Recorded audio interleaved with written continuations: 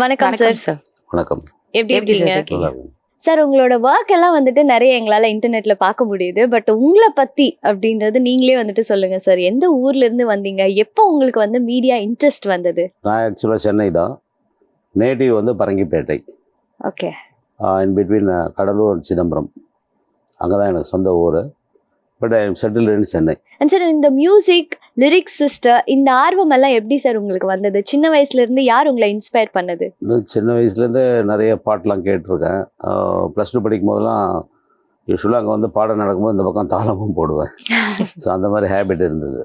So ஸ்டார்டிங்லேருந்தே இருந்தது அந்த music knowledge. Day by day become என்ன லிரிக்ஸிஸ்ட்டு அப்படியே. சார், லிரிக்ஸிஸ்ட் இன்ட்ரெஸ்ட் வரும்போது நீங்க என்ன நிறைய புக்ஸ் எல்லாம் படிப்பீங்களா சார்? Sure definitely. எந்தெந்த ரைட்டர்ஸ் உங்களுக்கு ரொம்ப பிடிக்கும்? எனக்கு நான் ஆக்சுவலாக வந்து இதில் வந்து பொறுத்த வரைக்கும் ரைட்டர்ஸ்னால் இது சினி ஃபீல்டில் தான். கண்ணதாசன் புக்ஸ்லாம் படிச்சிருக்கேன். வாலியோட சாங் ரொம்ப விரும்பி கேட்டிருக்கேன். ஸோ அதுதான் எனக்கு வந்து இதுவாச்சு மோட்டிவேஷன். சார், உங்களுக்கு முதல் பட வாய்ப்பு கிடைக்கிறது எப்படி சார் இருந்தது? ஆக்சுவலாக வீணா வித்வான் ராஜேஷ் வைத்தியா இருக்கார். ஸோ அவர் மூலிமா தான் எனக்கு வந்து அந்த வாய்ப்பு கிடைச்சிது. அவர்கிட்ட வந்து என்னுடைய லிரிக்ஸ்லாம் கொண்டு போனேன். ஏன்னா அவருடைய மாமா வந்து எனக்கு வந்து ஃப்ரெண்டு. ஸோ அவர் மூலிமா அப்ரோச் பண்ணி இந்த பாட்டெலாம் பார்த்துட்டு ப்ரைவேட்டாக ஒரு ஆல்பம் பண்ணோம். அவருக்கு பிடிச்சிருந்தது, அந்த பாட்டு எல்லாமே பிடிச்சிருந்தது. அதுக்கப்புறம் என்ன பண்ணோம், திரும்பி அவர் மூலிமாவும் கனவுகள்னு ஒரு ஆல்பம் பண்ணி அது சூப்பர் ஹிட் ஆச்சு. இந்தியா டுடேலேருந்து எல்லா மேக்சின்லேயும் போட்டிருந்தாங்க.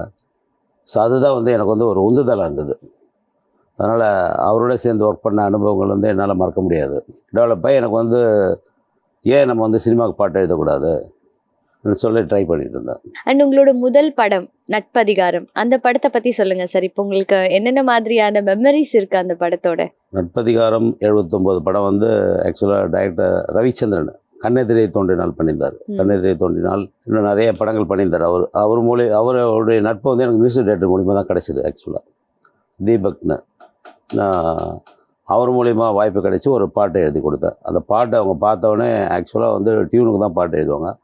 அந்த பாட்டுக்கு டியூன் போட்டு சக்ஸஸ் ஆச்சு. உங்கள் லிரிக்ஸ் எல்லாம் கேட்குறப்ப பார்த்தீங்கன்னா ரொம்ப மேஜிக்கலாக இருக்குது சார். எப்படி சார், தனியாக ரூம் போட்டு யோசிச்சு எழுதுறீங்களா இல்லை எப்படி சார்? அந்த மாதிரி இல்லை, எனக்கு தாட்ஸ் என்ன அந்த டைமில் வருமோ வந்துடும். மேஜிக்கல்லாம் கிடையாது. நம்ம வந்து என்ன கொடுக்குறாங்களோ அந்த சுச்சுவேஷனை மைண்டில் வச்சுக்கணும். எப்போது அது அந்த வார்த்தைகள் வருதோ நம்ம அப்போ ஒரு பிட்டை ஒரு சின்ன பேப்பரில் கூட எழுதிக்கலாம். எழுதிட்டு எழுத அப்படி வரும்போது நம்ம வந்து அந்த ஆப்டாக சுச்சுவேஷனுக்கும் டியூனுக்கும் ஆப்டாக அந்த வரிகள் இருக்கும்போது டெஃபினட்டாக அது கிளிக் ஆகிடும். அப்படி தான் நான் ட்ரை பண்ணேன். அண்ட் சார், நீங்கள் வந்து கிட்டத்தட்ட ஒரு 20 இயர்ஸாக இந்த இண்டஸ்ட்ரியில் ட்ராவல் பண்ணிட்டு இருக்கீங்க. ஆன் அண்ட் ஆஃபாக வந்துட்டு உங்களோட ஒர்க்ஸ் இருந்துட்டு இருக்கு. எதனால சார்? என்ன ரீசன் சார்? ஒரு இண்டஸ்ட்ரியில் ஒர்க் பண்ணியிருந்தோமா, ஸோ அதனால் எனக்கு வந்து டைம் கிடைக்கல. டைம் கிடைக்கும் போது தான் இதை வந்து இந்த ஆப்பர்ச்சுனிட்டியை யூட்டிலைஸ் பண்ணியிருந்தேன். ஸோ பிரேக் ஏன் வந்ததுன்னா, முதல் படம் வந்து எனக்கு 2வது படம் அன்புள்ள துரோகின்னு ஒரு படம் வந்தது. ஸோ அதில் கூட பாட்டு எழுதி கொடுத்து அந்த படமும் ரிலீஸ் ஆச்சு. ஸோ அது பிரேக் கொடுக்கறதுக்கு காரணமே அதுதான். டைம் ஸ்பெண்ட் பண்ணி அதுக்குன்னு நம்ம வந்து மெனக்கெட்டு போனால் தான் வந்து கிடைக்கும். தேவா சார் படத்துலலாம் பாட்டு எழுதலாம். அப்படி தான் எனக்கு ஒரு ஆக்சிடெண்ட்டாக அந்த இயக்குனர் மூலிமா வந்து தான் பண்ணேன். அண்ட் அடுத்தது என்றுமே ஆனந்தம், அந்த படத்தை பத்தி சொல்லுங்க சார். அதுல ஒர்க் பண்ண எக்ஸ்பீரியன்ஸ் எப்படி இருந்தது? அண்ட் மகேந்திரன் அதுல நடிச்சிருந்தாரு. விவேக பாரதின்னு ஒரு இயக்குனர். ஸோ அவர் மூலிமா எனக்கு அந்த வாய்ப்பு கிடைச்சிது. அவர் அடிக்கடி மீட் பண்ணுவோம். எங்கள் ஊர் தான் அவர் மயிலாடுதுறை.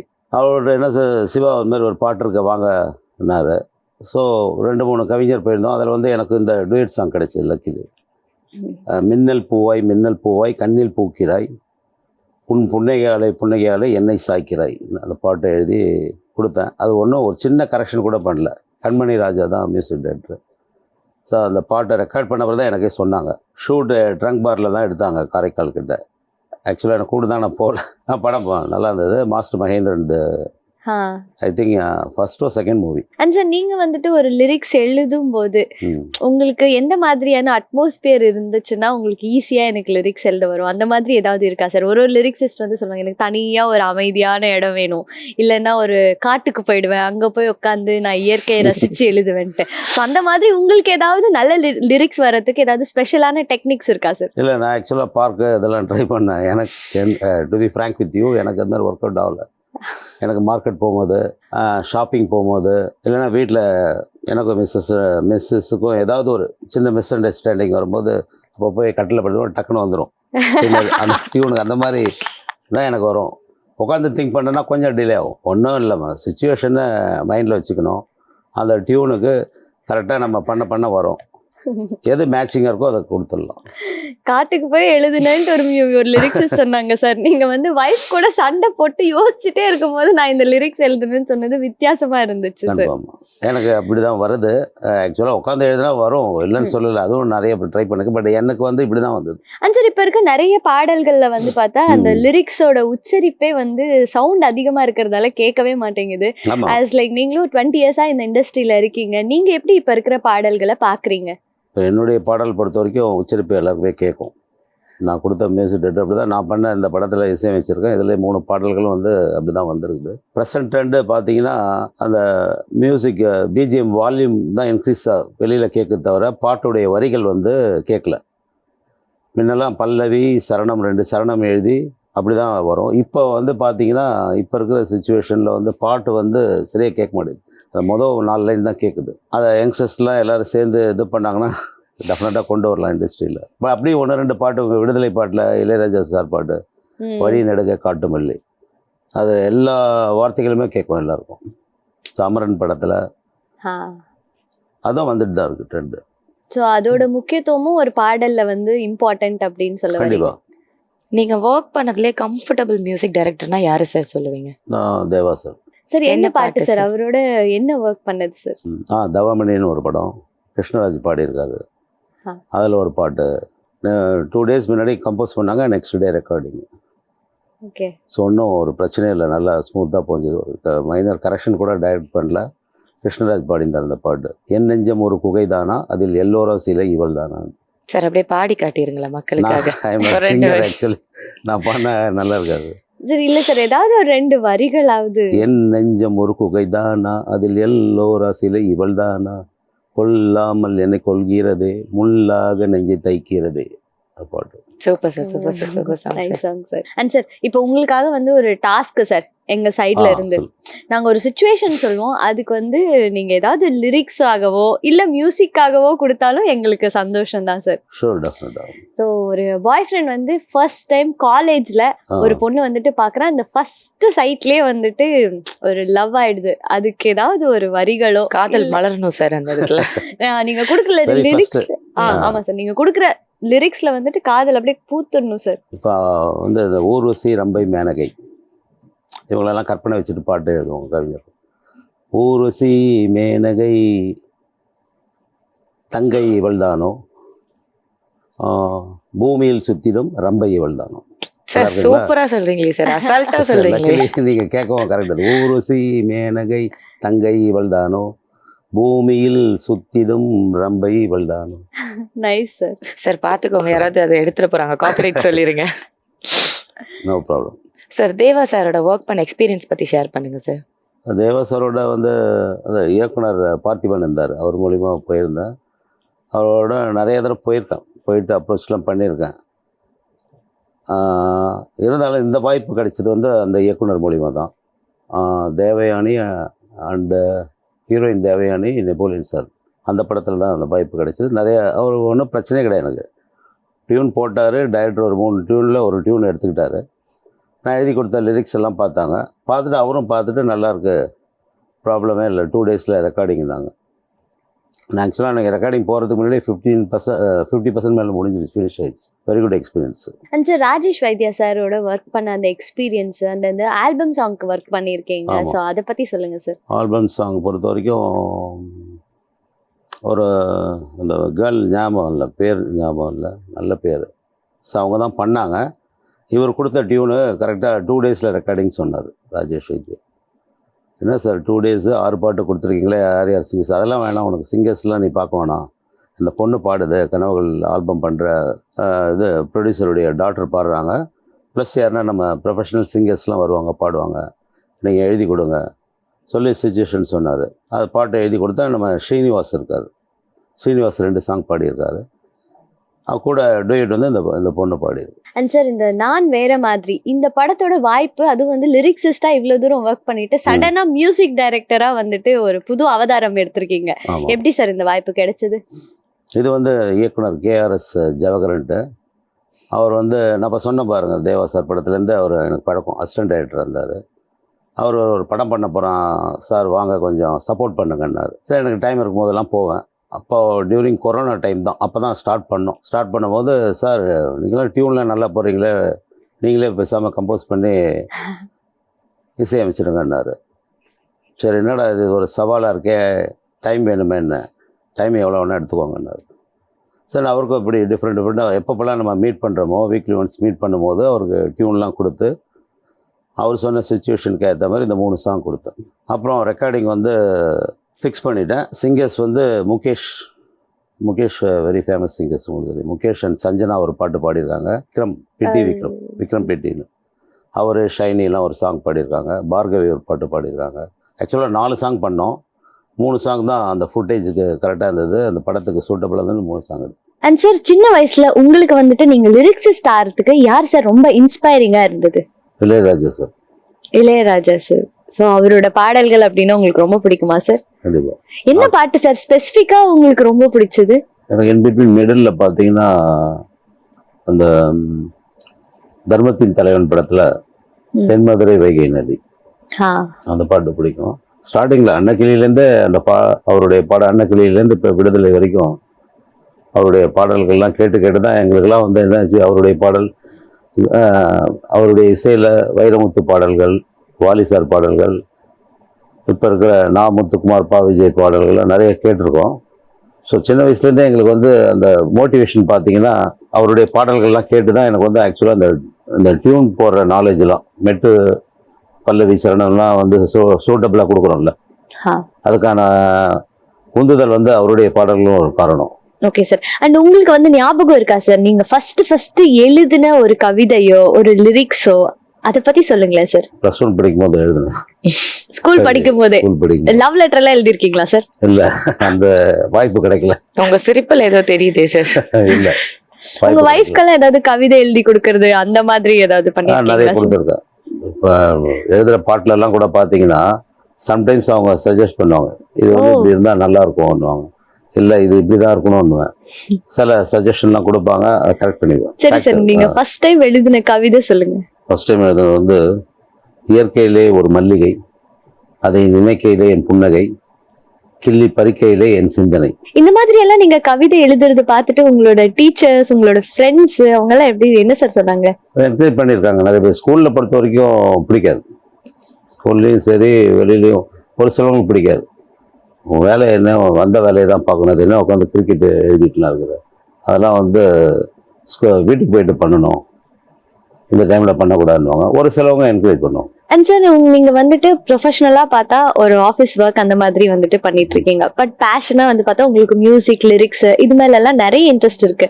நீங்க என்னைக்காவது ஆஃபீஸ்ல நிறைய ஒர்க் பண்ணிட்டு இருக்கும்போது ஐயோ எனக்கு அதுதான் பிடிக்கும், அதை பண்ண முடியலையே அப்படின்னு ஃபீல் பண்ணிருக்கீங்களா சார்? கண்டிப்பா, நிறைய தடவை. அந்த மாதிரியான நேரங்கள்ல நீங்க எப்படி உங்களை ஆறுதல் படுத்திப்பீங்க? ஏன்னா நிறைய பேர் வந்து பினான்சியலா நம்ம ஸ்டேபிளா இருக்கணும்னு சொல்லிட்டு ஒரு வேலை பார்ப்பாங்க, பட் அவங்களோட ஹார்ட் அண்ட் சோல் வந்துட்டு வேற ஒரு வேலையில இருக்கும். சோ நீங்க வந்து சொல்லுங்க சார். இல்ல, என்னை பொறுத்த வரைக்கும் இந்த சினி ஃபீல்ட்ல ட்ரை பண்ணா கூட ஒரு வேலையில இருந்துட்டு நம்ம வந்து முயற்சி பண்றது தான் வந்து இதுல சக்சஸ் ஆகிட்ட பிறகு தான் அதை விடணும்னு சொல்லிட்டு தான் வந்தேன். ஸோ அதே திங்கிங்ல என்ன நிறைய பேர் பார்த்துருக்கேன் இண்டஸ்ட்ரியில, வேலையை விட்டுட்டு ஊர்ல சொல்லிக்காம கொல்லிக்காம புறப்பட்டு போறதுல 100ல் 4 பேர் தான் வந்து சக்ஸஸ் ஆயிருக்காங்க. அதனால வந்து எனக்கு அந்த தாட்ஸ் இல்லை. கண்டிப்பாக ஒரு நாள் ஜெயிப்போம், இன்னைக்கு இல்லைனாலும் என்னைக்குன்னா ஒரு நாள் நம்ம எழுதுகிற பாட்டு ஹிட் ஆகும். கண்டிப்பாக இசை வச்சா டெஃபினட்டாக பப்ளிக் ரீச் ஆகி டெஃபினட்டாக ஒரு நல்ல ஸ்டேஜுக்கு போகலான்னு சொல்லிட்டு நிறைய இதில் நினைச்சேன். அண்ட் உங்களோட இந்த எக்ஸ்பீரியன்ஸ்ல வந்து லிரிக்ஸிஸ்டா ஒர்க் பண்ணிருக்கீங்க. எப்ப சார் மியூசிக் கத்துக்கிட்டீங்க? ஏதாவது இன்ஸ்ட்ருமெண்ட்ஸ் கத்துக்கிட்டீங்களா? மியூசிக் எனக்கு ஆக்சுவலி கீபோர்ட் பிளேயர். ஓகே. அதெல்லாம் எனக்கு சப்போர்ட்டிவாக ஃப்ரெண்ட்ஸ்லாம் இருந்தாங்க. இருந்ததெல்லாம் ஈஸியாக நோட்ஸ்லாம் பண்ணி அழகாக பண்ணிட்டேன், ஒன்றும் பிரச்சனையே கிடையாது. ஏதாவது டிஃபிகல்ட்டிஸ் ஃபேஸ் பண்ணீங்களா சார்? இப்போ ஃபர்ஸ்ட் டைம் நம்ம வந்துட்டு மியூசிக் பண்றதால என்னென்ன மாதிரியான டிஃபிகல்ட்டிஸ் ஃபேஸ் பண்ணீங்க? ஸ்டுடியோவில் கொஞ்சம் ப்ராப்ளம் இருந்தது. இவங்க சைடில் பார்த்தீங்கன்னா லோ பட்ஜெட் மூவி ஆக்சுவலாக, அதனால் வந்து ஃபினான்ஷியலி அவங்களுக்கு கொஞ்சம் பிரச்சனை இருந்தது. ஸோ நானும் அந்த படத்தில் நடிக்கிற ஹீரோவோட அப்பா வந்து அதில் ஒரு இன்ஸ்பெக்டர் ரோலில் வராரு. அவர் ரிட்டையர்டு ஏசி, அவர் மிஸ்டர் நசீர்னு. அவரும் ஃபினான்ஷியலாக கொஞ்சம் சப்போர்ட் பண்ணார். நானும் என் ஃப்ரெண்டுக்காக பண்ணி தான் டெவலப் பண்ணி தான் அந்த மூவியே வந்துச்சு. ஸோ லோ பட்ஜெட் மூவிஸ் அப்படின்னு சொல்லும்போது ஆமா. மியூசிக் வந்துட்டு கம்மியான பட்ஜெட் தான் கொடுப்பாங்களா சார்? இல்லை அப்படி கிடையாது. நான் இப்போ பொறுத்த வரைக்கும் நல்ல ப்ரொஃபஷனல் சிங்கர்ஸ் வச்சு தான் பண்ணது அது. அதுக்கு வந்து சப்போர்ட்டிவாக நான் பண்ணிட்டேன், நானே ஏற்றுக்கிட்டு பண்ணிட்டேன். ஸோ 50% செட்டில் ஆச்சு. மீதியை வந்து ஆஃப்டர் ரிலீஸிங் பார்த்துக்கலாம் சொல்லிட்டு ஃப்ரெண்டுக்காக சப்போர்ட் பண்ணி அந்த மூவி நல்லபடியாக வரணும் எங்களுக்கு பொறுத்த வரைக்கும். ஸோ மணி மைண்டடாக பண்ணல, அந்த மூவி நல்லபடியாக வரணும்னு சொல்லிட்டு தான் பண்ணது. நல்ல சப்ஜெக்ட் அது, த்ரில்லர் மூவி தான் அது.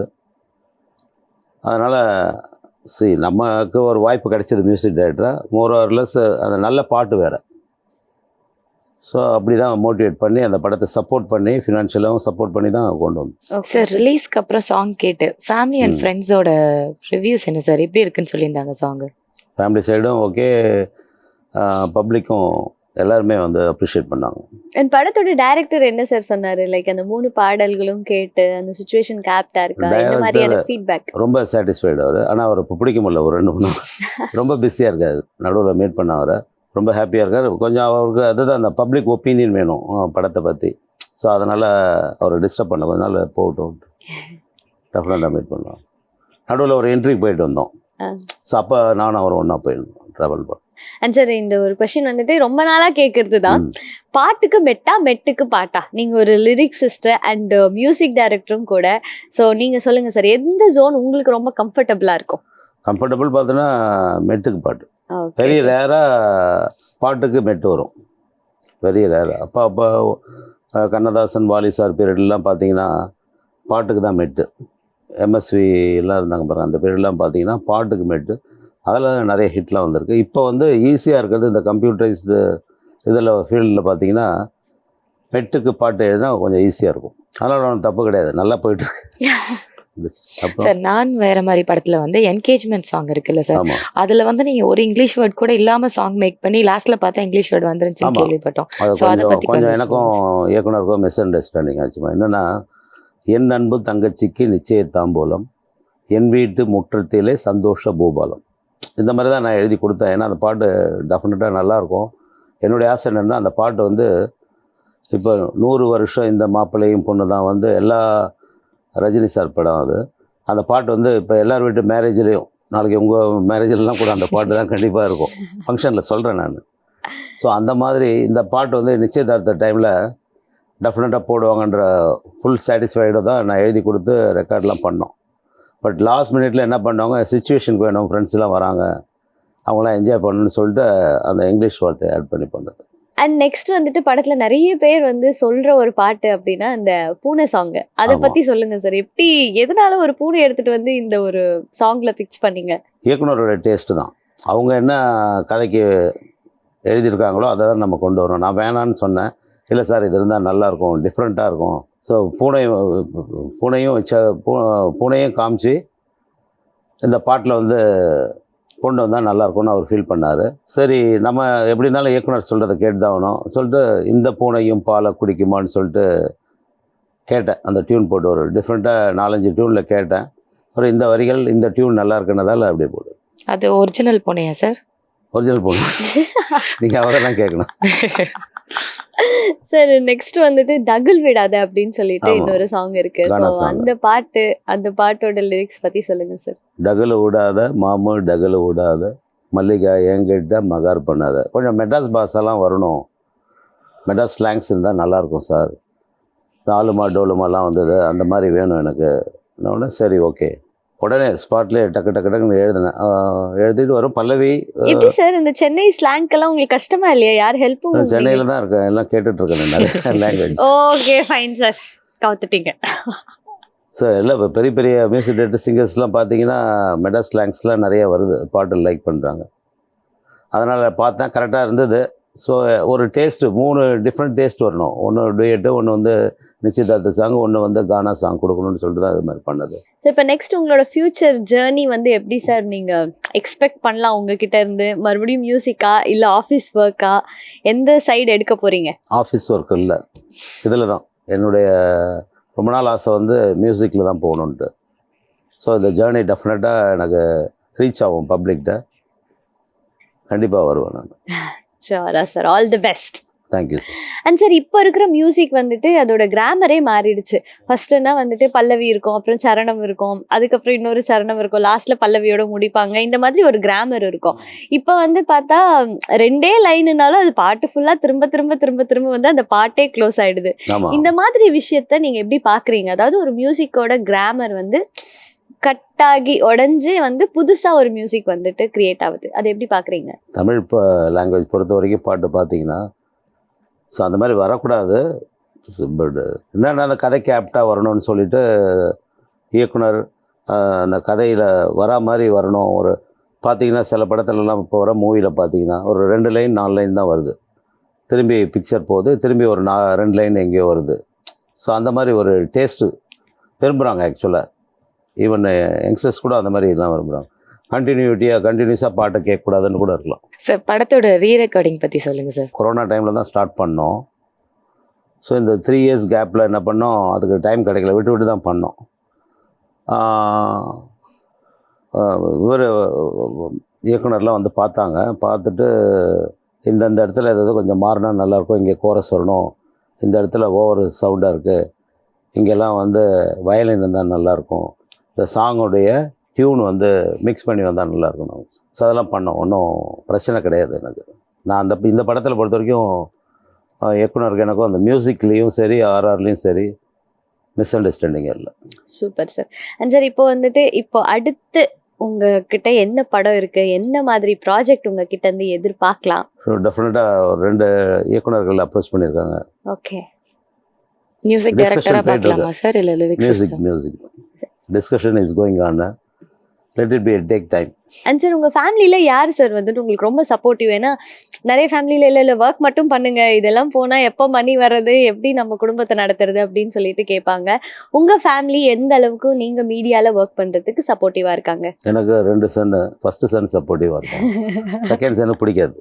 ஏன்னாப்பா இதெல்லாம் போறியே, கொஞ்சம் நெளிவு சுழியெல்லாம் உள்ளெல்லாம் போகணும், நீ டெய்லி போய் பார்க்கணும், எல்லாரையும் அப்ரோச் பண்ணணும், பார்த்து பண்ணுவான். பெரியவன் ஃபுல் சப்போர்ட். மிஸ்ஸஸ்க்கு பிடிக்காது. எல்லா டிவி சேனல்லையும் எல்லா ப்ரோக்ராமையும் பார்ப்பாங்க உட்காந்து.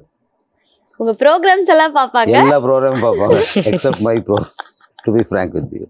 Mother support, brothers as well as என்னுடைய ஃப்ரெண்ட்ஸ் எல்லாருமே எனக்கு சப்போர்ட்டிவாக இருக்காங்க. அண்ட் சார் இப்போல்லாம் வந்து ஒரு புது ட்ரெண்டாகவே இருக்குது. இதுக்கு முன்னாடி இறந்து போன சிங்கர்ஸோட வாய்ஸ் எடுத்து ஏஐயில் வந்து கிரியேட் பண்ணி புதுசான பாட்டு வந்து உருவாக்குறாங்க. இந்த மாதிரியான விஷயங்களுக்கு நீங்கள் எந்த அளவுக்கு சப்போர்ட்டாக வந்து இருக்கீங்க? நீங்கள் எப்படி பார்க்குறீங்க? தேர் விஷஸ், அவங்கவுங்க இஷ்டம். ஸோ ஒன்றும் தப்பு கிடையாது, அது பண்ணலாம். உங்களுக்கு ஃபியூச்சர்ல ஐடியா இருக்குது அந்த மாதிரி பண்ணலாம்? இருக்கு. யாரோட வாய்ஸ் சார் நீங்கள் யூஸ் பண்ணுவீங்க? வாணி ஜெயராம், வாணி ஜெயராம், எஸ்பிபி, ஆ டிஎம்எஸ் கூட. TMS. Super sir. And sir இவ்வளோ நேரம் உங்களோட மியூசிக் ஜேர்னியை பற்றி, உங்கள் ஒர்க் எக்ஸ்பீரியன்ஸை பற்றி எங்கள் கூட ரொம்ப ஜாலியாக ஷேர் பண்ணிக்கிட்டீங்க. Thank you so much for coming sir. நன்றிமா. நன்றி தேங்க்யூ வெரி மச்.